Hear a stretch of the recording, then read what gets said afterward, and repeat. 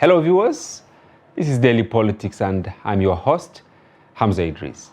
Still on Adamawa State, the Independent National Electoral Commission (INEC) has vowed to punish officials of the commission who boycotted official protocol to announce the results of the Adamawa rand poll. The INEC National Commissioner on Information and Voter Education, Festus Okoye, disclosed this while speaking to journalists in Birnin Kebbi. Take a look. So he had no right whatsoever to go and make a declaration and also make a return when there have been results that have been warehoused and there have also been supplementary results that were ongoing. A national commissioner cannot be treated as if he or she is a common criminal. A former vice chancellor of Usman Danfodio University, a senior citizen, was stripped naked and dragged. This commission will not allow that to stand. And the People's Democratic Party, in its own response, is calling for the arrest and prosecution of the resident electoral commissioner of Adamawa State. Spokesperson of the party stated this in Abuja on Saturday. The purported declaration of the defeated candidate of the All Progressive Congress, Aisha Binani, as winner of the Adamawa State governorship election. The PDP also demands for the immediate arrest and prosecution of the Adamawa State Resident Electoral Commissioner, Malam Hudu Yunus Ari, for making such illegal declaration in criminal usurpation of the duties and powers of the returning officer, Professor Mohammed Mele, while collation was ongoing. It is even more absurd that the Adamawa State REC did not only usurp the powers of the returning officer, but attempted to declare a winner without figures, in reckless violation of the provisions of the Constitution of the Federal Republic of Nigeria 1999 as amended, the Electoral Act 2022, INEC guidelines, as well as the sensibility of the people of Adamawa State.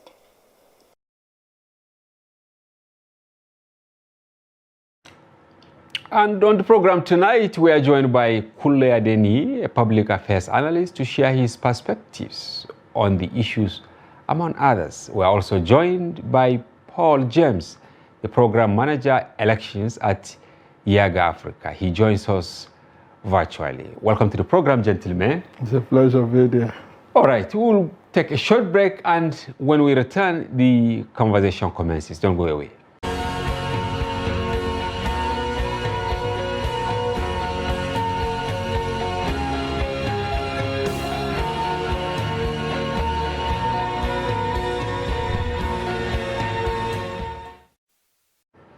Welcome back. Kule, what is your take on the drama? You've seen about 4 clips, you know, the INEC. Let's start with him. Hudu announcing the results. Of course, the whole world has condemned that, but where do you think he got that confidence to do what he did? Honestly, I am still finding answers to that question because, like you rightly pointed out, for someone to have carried out such treacherous act, for someone to have carried out that brazen act in broad daylight, I mean, this is not even happen at night. You know, we say electoral results are declared in ungodly hours of the night. But this this happened in the 9 a.m. I mean, 9 a.m., broad daylight, where like you said, the whole world was awake. Not just Nigerians were watching, even the international community was watching. And to see that incident unfold, you know, it has left more questions than answers on the minds of a lot of Nigerians as to what really happened, what transpired, what was the state of mind.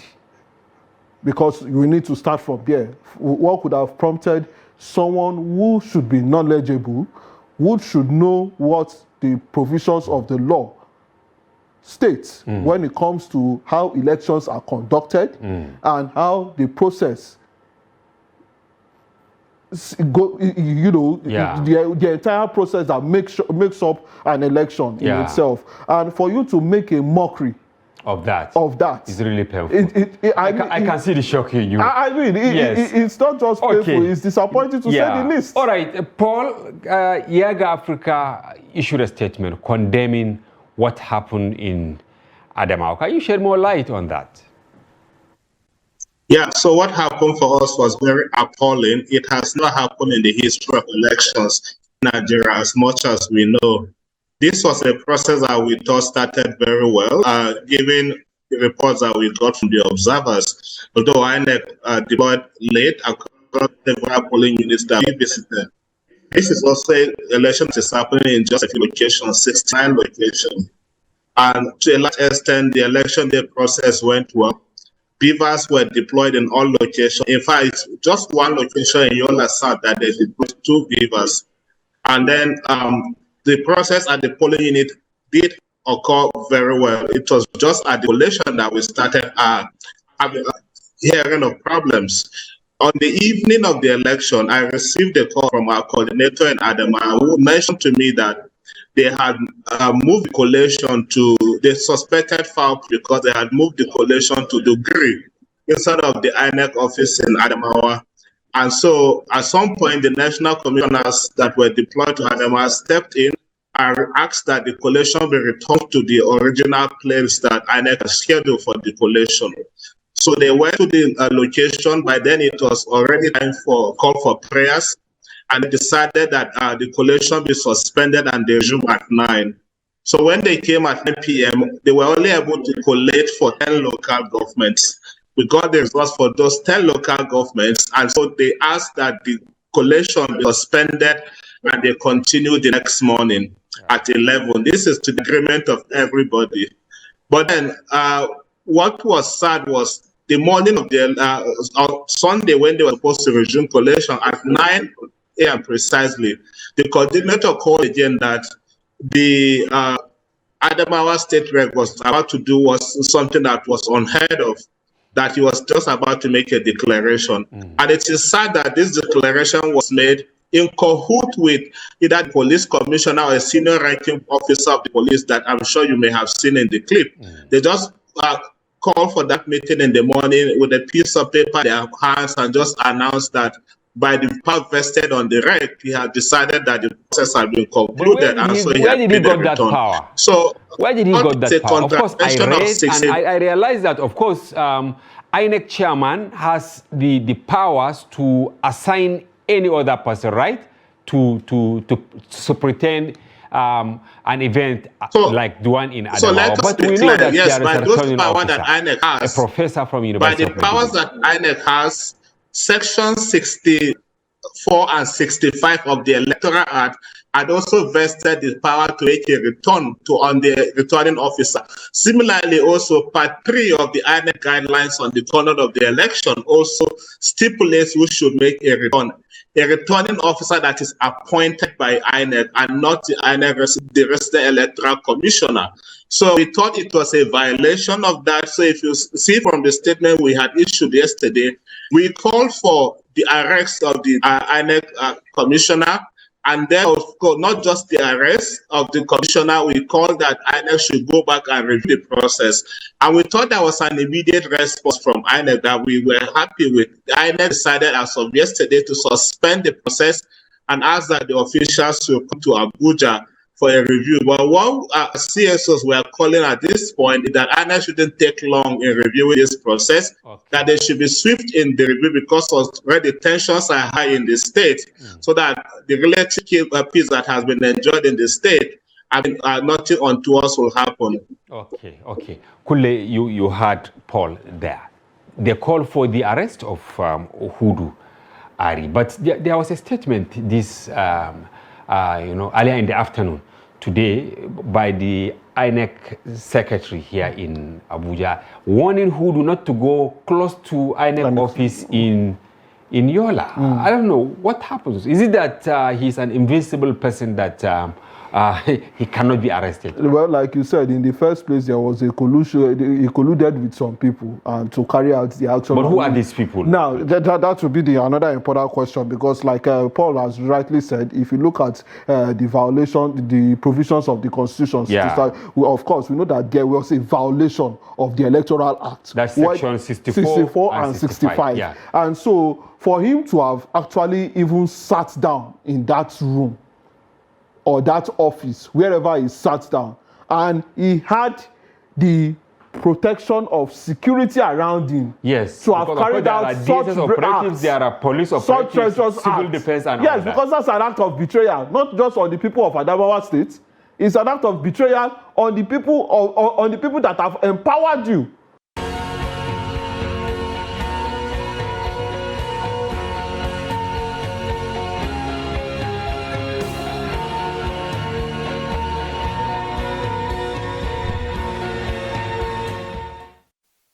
Welcome back, Honorable Bashir Goro. Shall I just be calling you Honorable Goro or Honorable Bashir? Anyone you choose, comrade or honorable. Okay, congratulations. I'm reminding you, comrade remain a comrade. Comrade is always a comrade. What about the honorable? Which one do you prefer? That one is a title. Okay. But comrade is an entitlement. Okay, good.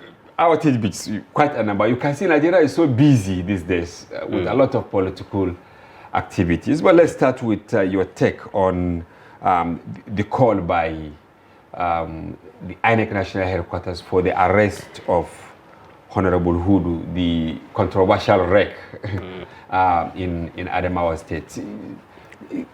Don't you think it's too late now? Because this thing happened at the weekend, and today is Tuesday, that they are saying that IGP should arrest him. Yes,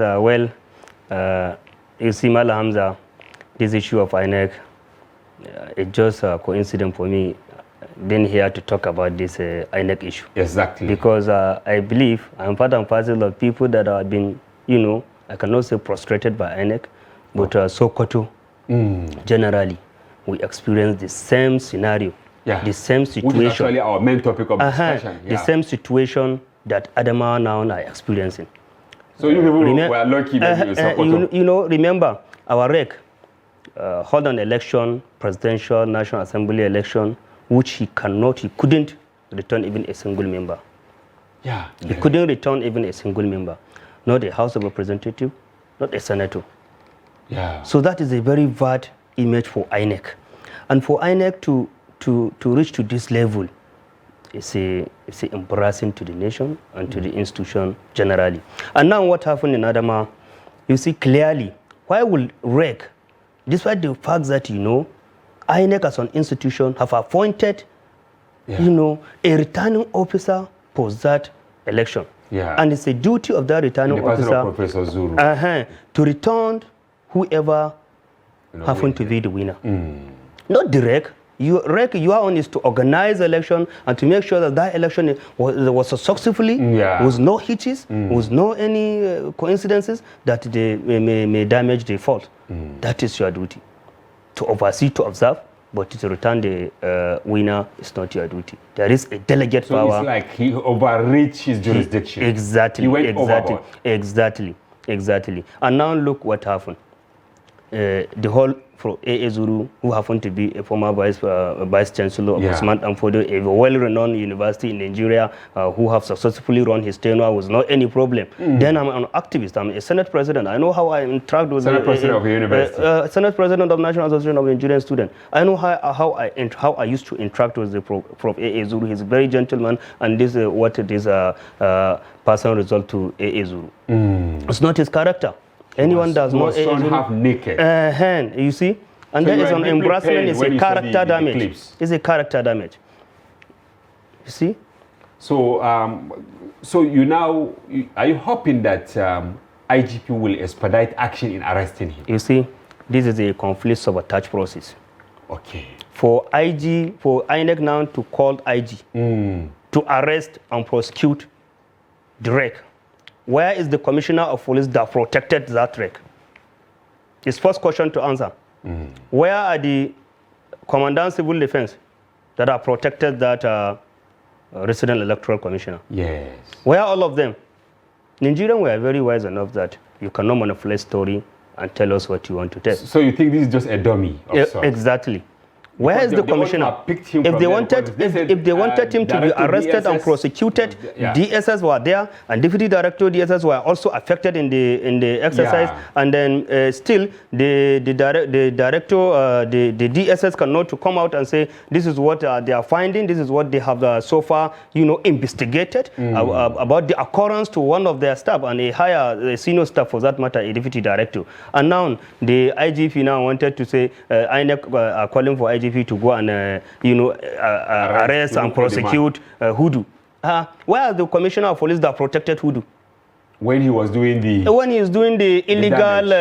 illegal declaration of Binani. All right, now to Binani, she was in court in Abuja. In fact, we got the story, very late at night while rounding up production. But of course, we carried the report. She was asking court not to tamper with what Hudu did. But gladly, you're going to say that. That is a drama. Because you cannot go to court in a position or in a process that is not concluded. You can only go to the court to challenge the process that were concluded, whether in your favor or not in your favor. But you cannot just rush go to the court and ask court to stop INEC doing their mandate. INEC has this mandate. It's their work to ensure who is winner and who is not. And they are protected. And it's very clear that the fall was not the fall completed and then the collation is ongoing. So why will you rush go to the court in the process where it was not concluded? So what is your take on Binani? Binani is just a plain drama, and she was monitored and coordinated by. You are just talking passionately as a No, I'm talking just as a Nigerian, as a comrade. You see. So even if she were in PDP, you will say this. Exactly. There is a lot of drama even in PDP, which I used to voice out. Yes, I used to voice out. Even in PDP, there is a lot of drama. But for Binani now to rush to court, on what basis, on what ground? And I think that was the question Justice Oka was asking, that, okay, she should go and establish why he should listen to her case. Exactly. And even if she wants to file a case, there is a court of competent jurisdiction in Adamawa. So why, maybe it's forum shopping no, because there is a big wing in Abuja where they will be enter the back corner and the side wing door and manipulate the judgment.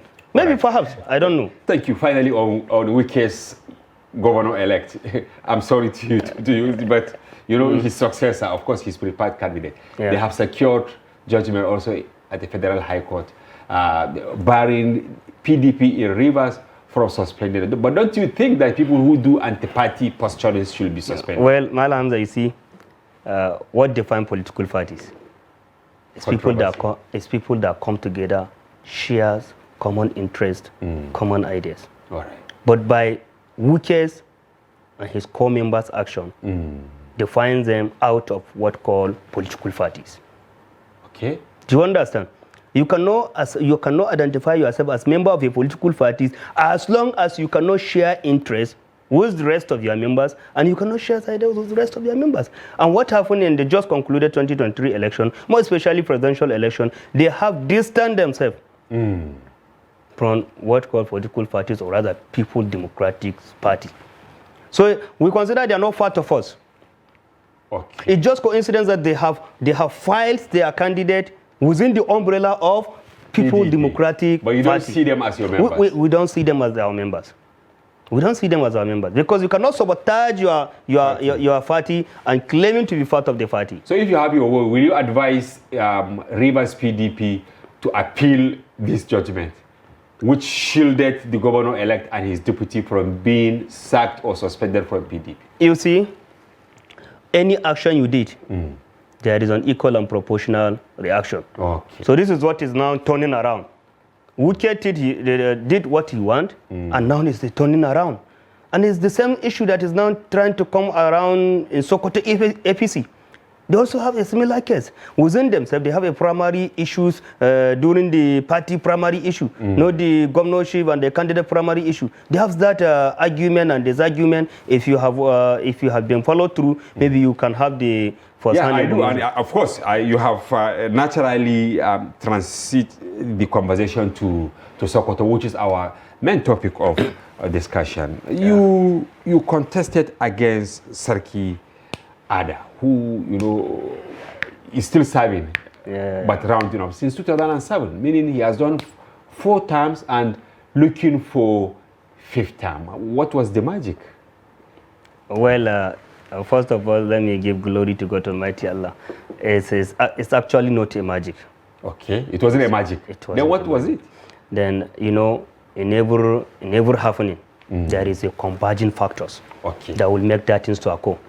And for me, I believe, as a young person, everybody that knows me, right from my upbringing, I'm off and doing. So anything, if I say I'm going this direction, I'm definitely keep going until otherwise. You don't entertain fears? I don't.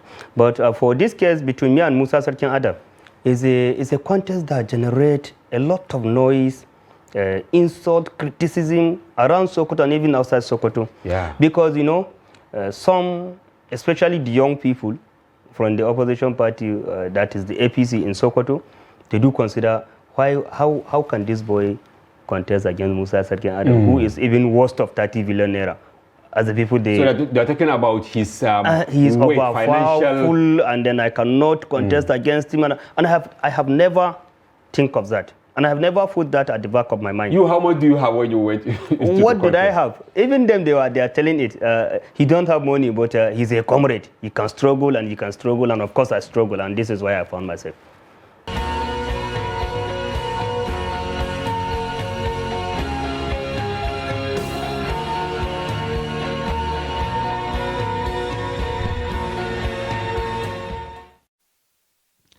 Yes, welcome back. Let me start with the House of Representatives Committee investigating the 2.4 billion naira illegal funds from 48 million barrels of crude oil. This was in 2015.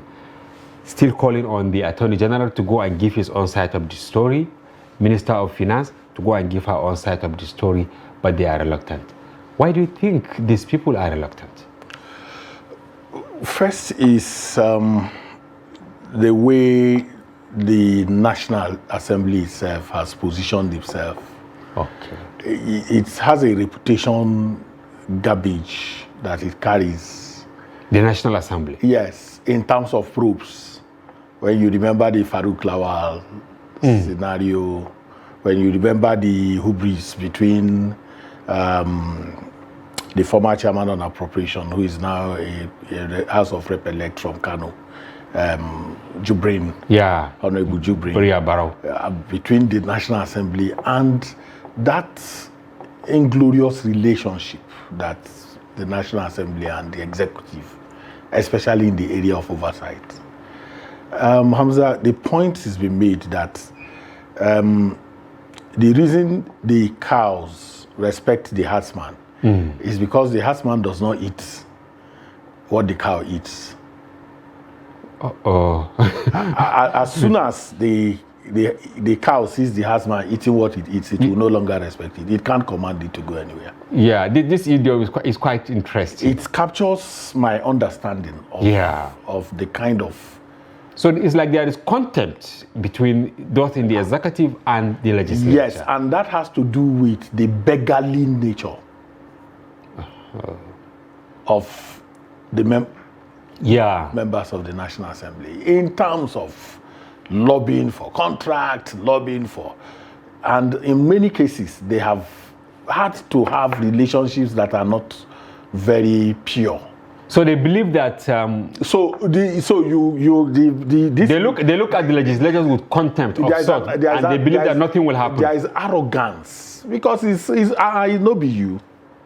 You ask for contract from But me. When you were traveling abroad, so time, you came to me to foot the bill. Aruma Ote, Heman Hembe. Look, this scenario is one. Really sad. So I wish that the National Assembly can understand that it is Nigeria's foremost anti-corruption agency. That sacred responsibility of oversight, of representation, of lawmaking, and the citizens themselves will not put the burden, so much burden that they put on the National Assembly to play the role of the executive. Yeah. If you don't play that role, you will not be re-elected. You see, in our newsroom, sometimes when we have these reports, you see our superiors saying, okay, put it inside for the sake of reporting. Unlike 20, 15 years ago, or during the First Republic, when a report from a committee probing something will make the headlines. It's not only a report. What the military did to our psyche is really, really irreparable. You couldn't steal money in public service and go away with it.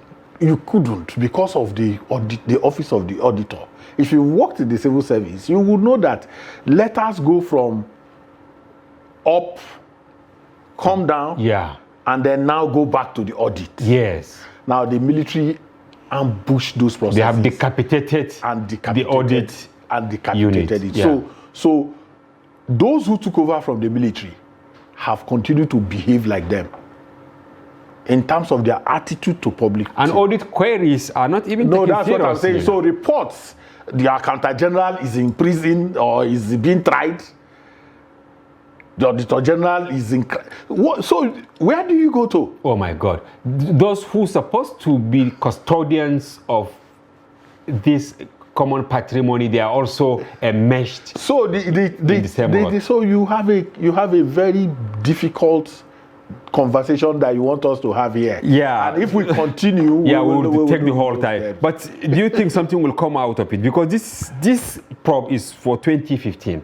And I know that even last year they said they have, even this year they have stolen. The reason why people do not want to appear is, in many cases, the National Assembly is involved. The hard nothing will come out of it. No, not that. Even the people setting up the probe, you need to first understand whether there is an altruism, whether it's an altruistic reason for which they are setting up the probe, or it's about settle us. So may God rescue us. Now, Fintri, he was at INEC headquarters today, and he received his certificate alongside his deputy. What a torturous journey. What is your take? There is nothing torturous about it. It is simply what I have referred to a situation in which we complicate the simple. We complicate the simple. And then simplify what is complicated. How do you mean? How do you mean? Now, what is in this process is very clear. You mean the process of the election in Adamawa, for instance? Yes. Initial. It is simply a correction of what didn't go well. Supplementary election is a corrective mechanism. That some things didn't go well, we have to stop this thing and conclude it at a certain point in time. And then what it means is that what was already done has not been thrown away. It is warehoused. Yes. So we then complete the remaining of what we have to do. Without prejudice to... We then bring out what we warehouse, bring the conclusion and match them together. But it became problematic. It became problematic because of the desperation and corruption. Of who? Of the Hutu, the resident, the Hudu, the resident electoral commissioner, with whom we have, given a red flag during the appointment. Are you referring to the November nomination? Yes. 19 resident electoral commissioner. He was among the one you flagged. He came from Bauchi. Yes. And we were pursuing... Do you know something about him? Yes. What is it about him? There were issues that he had when he was in public service in the place, and we approached the relevant authorities to see whether we can lay our hand on those documents. The document disappeared. And he simply have manifested. What were those reasons that we gave? We gave first, there were some of them who had partisan inclination. There are some of them who had conflict of interest issues. They were related with people who were in, political offices. We gave the issue of inexperience. Among some of Now, what was it that played out in Adamawa? I have just told you the process. He simply didn't know what to do. Is it that he's a barrister? What does that mean? And Hamza, that is the problem that we have had with elections. We have always given the impression that the election is an all-comers affair. And it's not. No, that everybody can just go. But we were told in the university that whether you read history, mathematics, or physics, once you have a degree, meaning you have the minimum requirement to work anywhere. And that is why we have some people who read history in banks and all that. So with your level of experience in journalism, if I read agriculture and I have no training whatsoever in media and journalism, you put me to read news, to come and anchor this program. Yeah, of course. That's what you are saying now. That's the same thing you are saying. Listen, people make a career in election administration. Okay. They get employed in a place called INEC. Some of them, very educated, they rise to the position of director cadre. And then you go and appoint the manager of a hotel to become... Who is manager of a hotel in this I said now? you... Is there anyone among them who served as a manager of a hotel? Just leave it like that. Somebody, I want to know, somebody whose background is to clear, is actually to correct the question I asked earlier. I said, it's now your job to go and investigate. I have given you a lead. I said, you invite somebody, for instance, yes, who is a manager of a hotel, yes, or you invite the sister of a vice chairman of a political party. Anyway, well, I'm aware. Okay, fine. I don't listen. Chronism and patronage, is what you used in the November nominations. You tried it with Arum. What was her name? And that was what I was trying to say earlier. Yeah. Yes, you tried it with this woman. Onochie. Yeah. It was resisted. And then, if you remember that in November 2015, when Professor Mahmoud came, Mahmoud brought in more than 10 people into INEC who had civil society background. And there was that a fair move from his end? No, what I'm saying is that there were people who, Professor Egu, for instance, a professor of political science, one who has been governance lead for UNDP and the rest of them, Obo Ifanga, who was in Action Aid, Festus Okoye, who had Human Rights Monitor in Kaduna. Do you understand? Who have been in the circle of activism and election monitoring, of observation, were brought into INEC. Folks like Mike Guinea, we are also inherited. And Professor Mahmoud held on to the legacy and structures that Professor Jega left in INEC.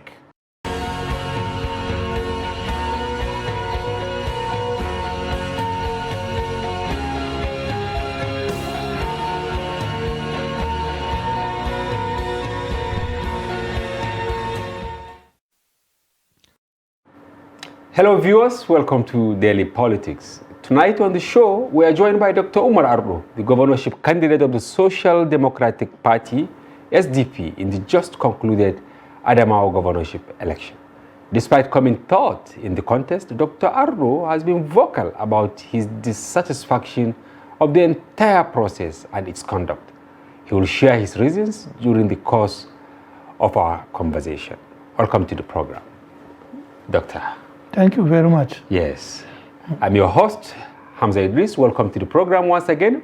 We'll go on a short break, and when we return, the conversation commences. Don't go away.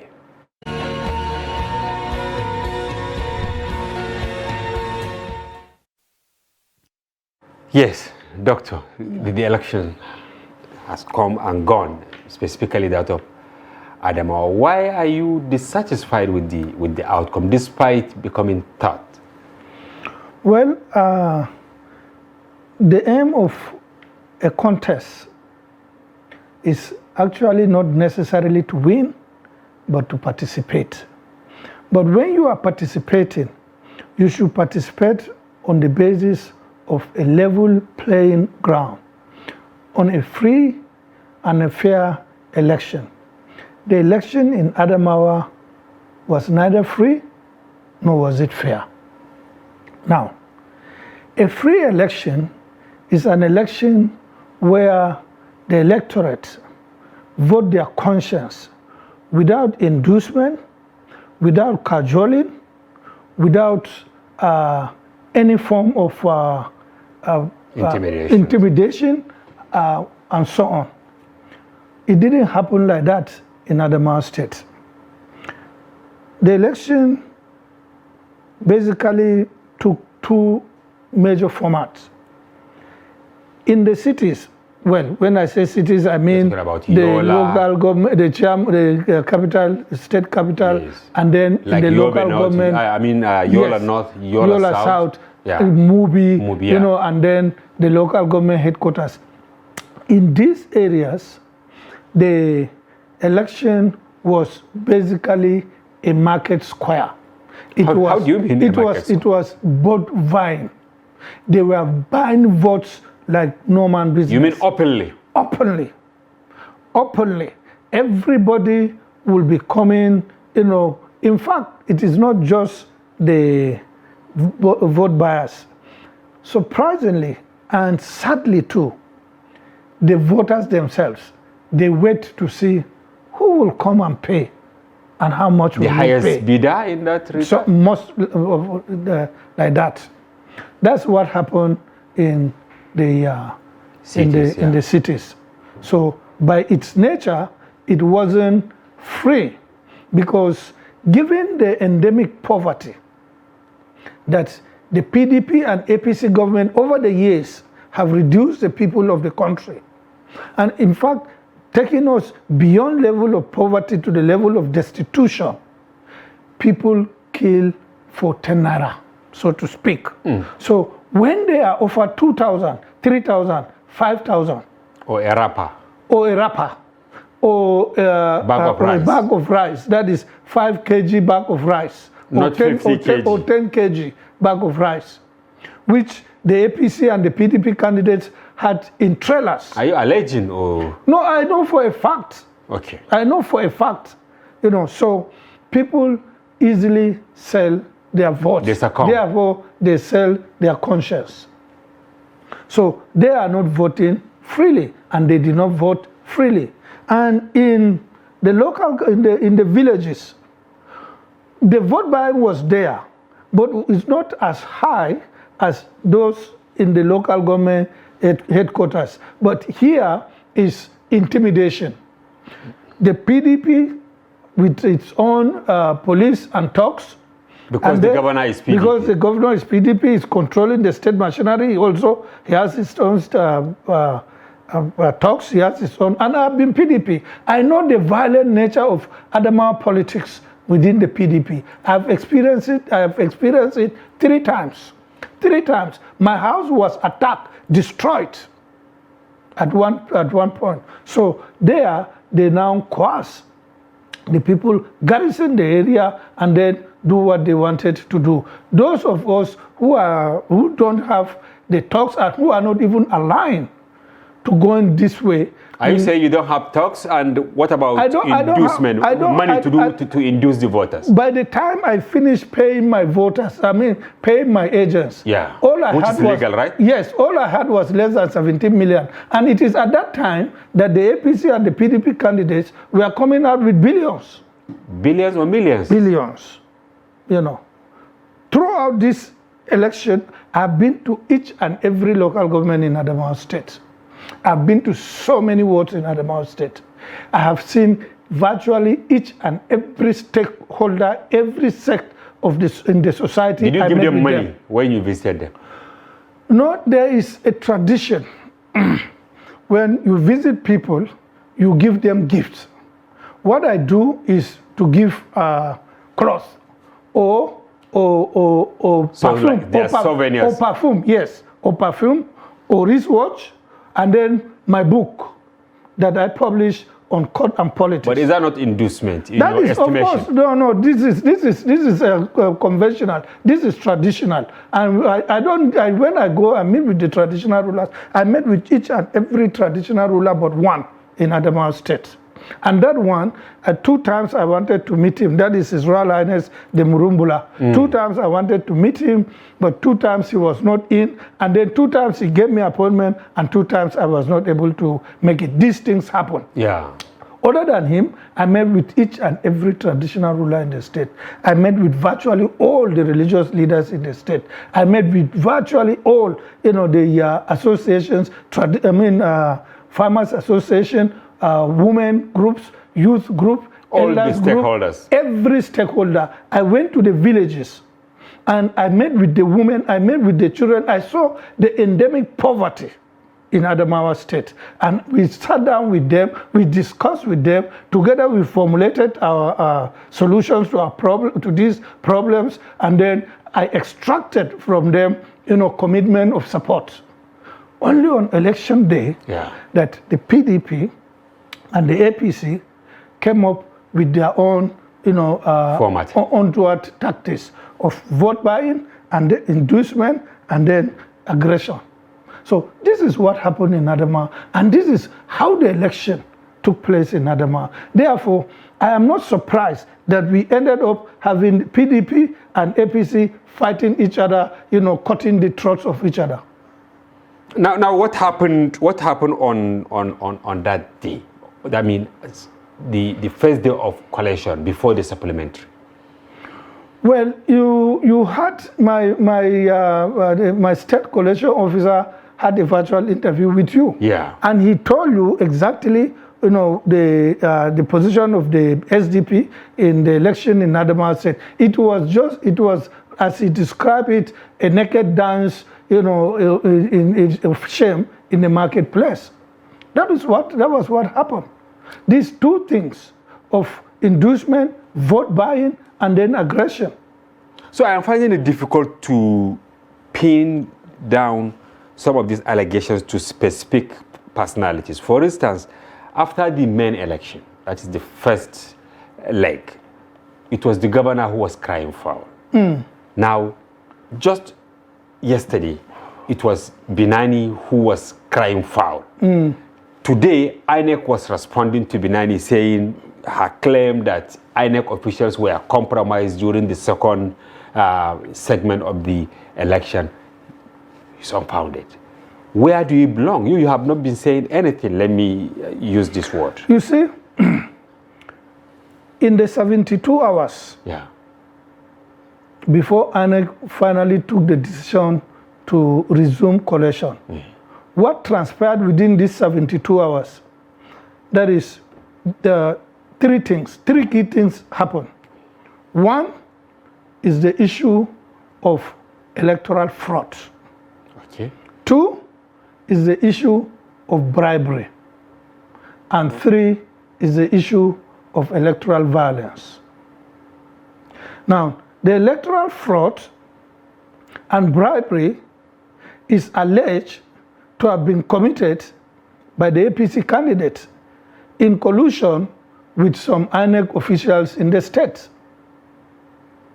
And the bribery and electoral violence is alleged. This one, there is evidence to have been committed by the PDP candidate in the state in a collusion with some, maybe INEC officers or the state security operatives. Okay, let's start with the APC. Now, you said Binani and some INEC officials. Does she have any connection with INEC? Now, She's just a senator, right? Now, the three key issues of electoral fraud, of bribery, of violence, you have seen all these three. The electoral fraud is the coming of the REC to usurp the duties and responsibilities. That's hoodoo. Of hoodoo of the returning officer. Yeah, Professor Mele. Professor Mele. And then, without concluding the collation, he now declared her as governor-elect. So you think he was induced? And I don't know about... Because Binani issued a statement that wait a minute. Let's analyze it. All right. Less than 3 minutes after his declaration that Binani won the election, Binani was holding an acceptance speech. And NTA was there. So what it tells you is this, that it's not coincidence that there is a collusion between the INEC officials. Allegedly, yeah. Allegedly, INEC officials. Well, at least you can deduce. Yeah. INEC officials, the candidate herself, and then the NTA. Because you cannot hold these things all these things cannot happen in less than 10, 15 minutes. There are other reporters from various media houses. Yeah, okay. So, but why I'm saying NTA is because, you see, first I told you the election was not free, and I explained what I meant. Yeah. Now, the election was also not fair. It was not fair in the sense that, first and foremost, the APC candidate. Yes. We saw the president, Buhari. Yes, make a national broadcast in Hausa, asking the people of Adamawa to go and vote for Binani, and that he had worked with Binani in PTF, and Binani was good, and this and that. I have no problem with that. Yeah, because it's within his right, party, right? Yeah, I have no problem with that. Okay. But the fallout of that presidential broadcast is what I have problem with. Because from the moment the president made that broadcast, the entire agencies, federal agencies in Adamawa State, tilted towards her. You are talking about police. I'm talking INEC, about the military. DSS. I'm talking about the police. I'm talking about INEC. I'm talking about DSS. I'm talking about Nigeria Broadcasting Commission.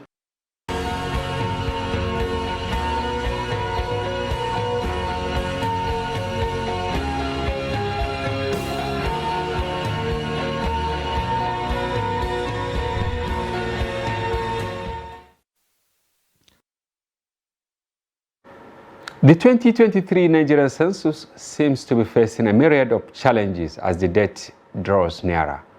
Many are questioning the readiness of the government and the commission to conduct a successful census, given the new issues that have arisen, including postponement of training and opposition to the initial date. Currently, the training of ad hoc staff has been postponed due to emerging issues, leading to concerns about the readiness of the country to hold the census. There are also concerns over the acceptability of the results by the incoming president-elect, Bola Ahmed Tinubu, who has not been sufficiently consulted. In addition, there are rumors that the National Population Commission server was hacked and that there may be issues with funding the census exercise. Have a look at this. The problem we are having is that obviously our website has been hacked and we have problems. Automatically, some people have been here, started creating results. So we don't have any option other than to postpone this work, this training.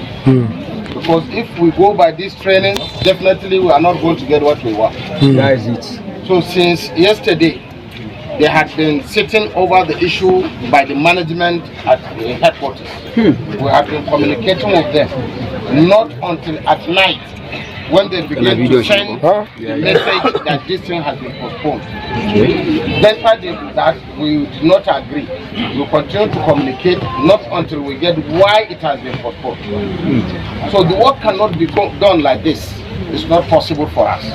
If we did that, we are not going to have the results. Exactly, that is what had happened to INEC when INEC postponed also their work. So we cannot, and this is a work that if it has been done, it has to take at least another 10 good years before thinking of doing another one. This is for development and planning in the country, data acquisitions and other things. Definitely we cannot continue with the job. That is the present information. So we have to wait until we get another day or until the server is changed and until we are able to have better confirmation that our server will not be touched.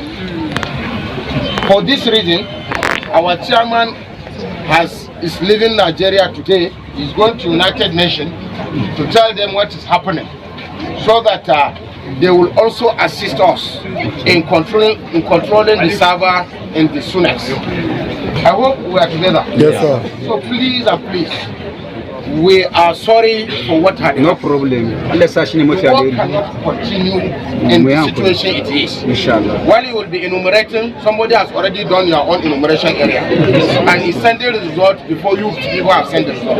So it is going to be a very serious problem. Nigerians will not take us right. So please, I'm here to announce to you people that the exercise has been postponed, but we promise, by God willing, whenever it is rescheduled, after taking that corrections and other necessary action to. Hello viewers, this is Daily Politics and I'm your host, Hamza Idris. Tonight on the program we are joined by one of the advocates for the postponement of the 2023 census. Chima Christian is a public commentator and he joins us on Daily Politics tonight. Welcome to the program, Chima. Thank you so We're very much. happy having you in our studio. Well, I'm also happy to be invited to be here. We will go on a quick break now, and when we return, the conversation commences. Don't go away.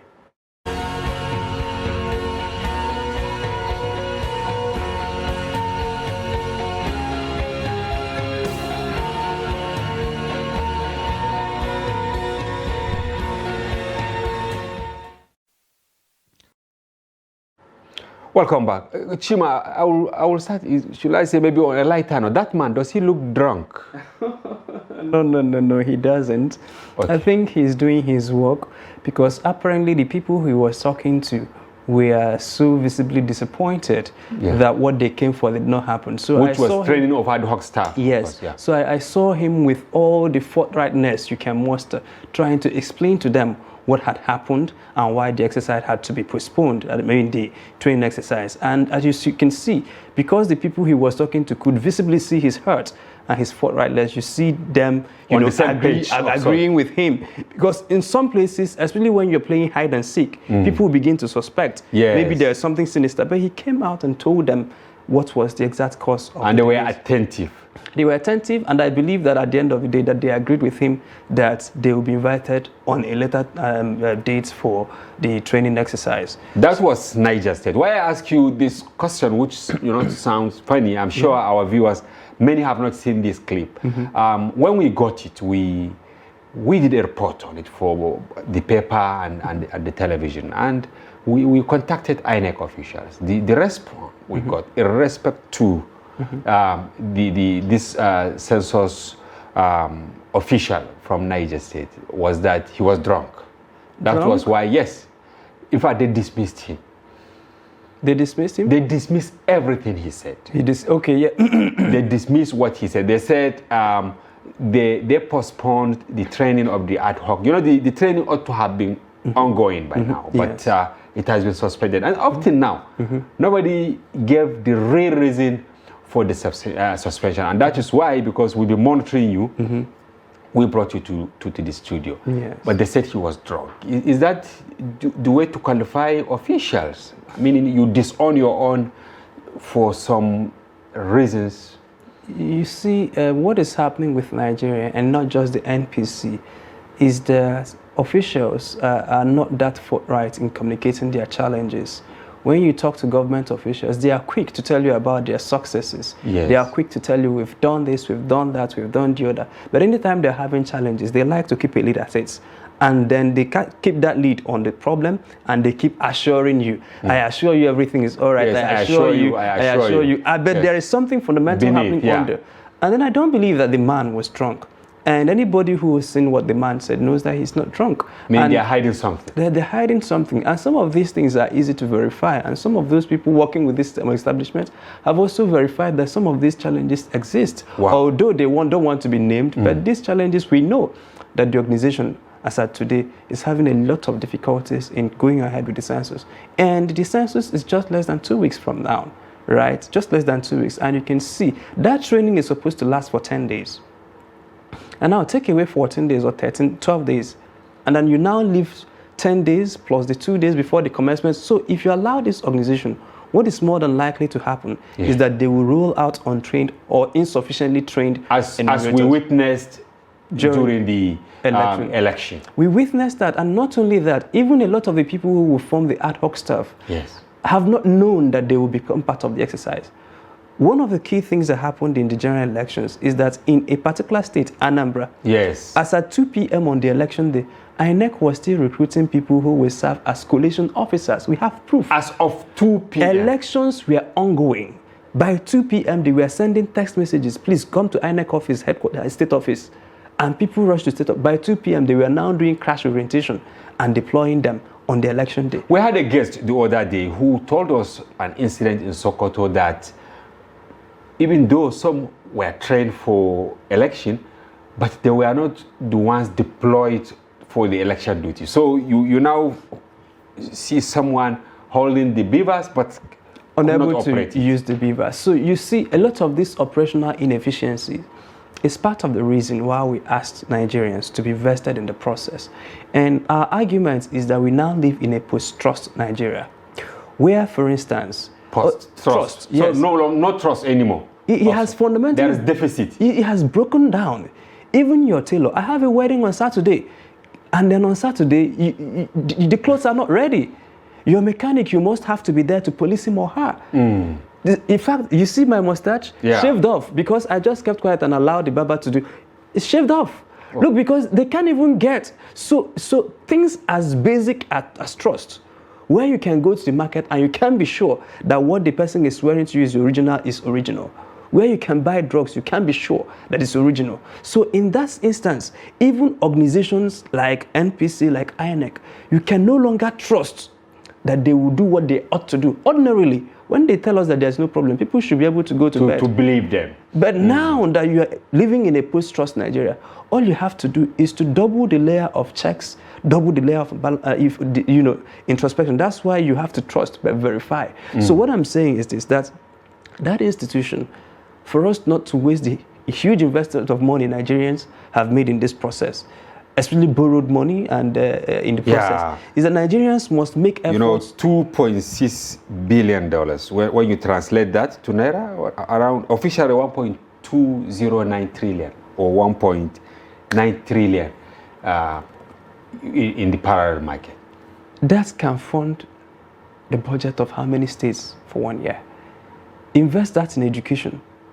You see the immediate effect. Invest that in health. But now that we've decided to do census with it, what we must ensure is that the process is credible and sufficiently so. So why are you against it? I am not against it. Because you said that the census should not hold, and we've seen quite a number of people following you on your social platforms, agreeing with what you... Are you not misleading Nigerians, Chima? No.